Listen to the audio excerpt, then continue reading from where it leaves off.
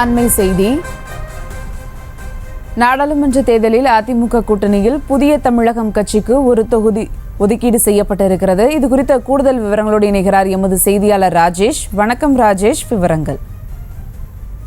வணக்கம். அதிமுக கூட்டணியில் இடம்பெற்றிருக்கக்கூடிய புதிய தமிழகம் கட்சிக்கு இன்றைய தினம் 2 கட்சிகளுக்கும் ஒப்பந்தம் கையொப்பமாகிறது. புதிய தமிழகம் கட்சிக்கு தென்காசி தொகுதி ஒதுக்கப்பட இருப்பதாக தகவல் கிடைத்திருக்கிறது. அந்த தென்காசி தொகுதியில் அக்கட்சியினுடைய தலைவராக இருக்கக்கூடிய டாக்டர் கிருஷ்ணசாமியே போட்டியிடுவார் எனவும் தகவல் வெளியாகி இருக்கின்றது.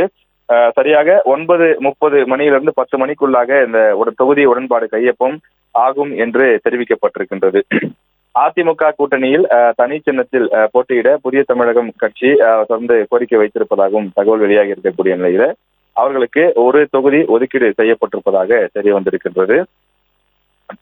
தென்காசி தொகுதியை பொறுத்தவரையில ஏற்கனவே டாக்டர் கிருஷ்ணசாமி அந்த தொகுதியில் போட்டியிட்டவர். அதே போல அந்த தொகுதியிலிருந்து வெற்றி பெற்று சட்டமன்ற உறுப்பினராகவும் அவர் செயல்பட்டு வந்தவர். எனவே அந்த அடிப்படையிலே இந்த தொகுதிக்கு பரிச்சயமான நபர் என்பதனாலும் அந்த தொகுதியிலே செல்வாக்கு மிக்கவராகவும் இருக்கக்கூடிய காரணத்தால் அதிமுக அந்த கூட்டணியிலே அவருக்கு புதிய தமிழகம் கட்சியினுடைய தலைவர் டாக்டர் கிருஷ்ணசாமிக்கு அந்த தொகுதியை ஒதுக்கி இருக்கின்றது.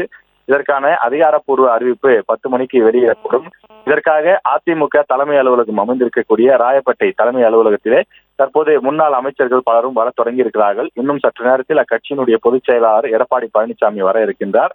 அதனைத் தொடர்ந்து இந்த கூட்டணி கட்சியை சார்ந்த புதிய தமிழகம் கட்சியை சார்ந்த முக்கிய நிர்வாகிகளும் தலைவரும் இன்னும் சற்று நேரத்தில் வர இருக்கிறார்கள். கூட்டணி ஒப்பந்தம் இன்று கையொப்பமாகிறது. விவரங்களுக்கு நன்றி ராஜேஷ்.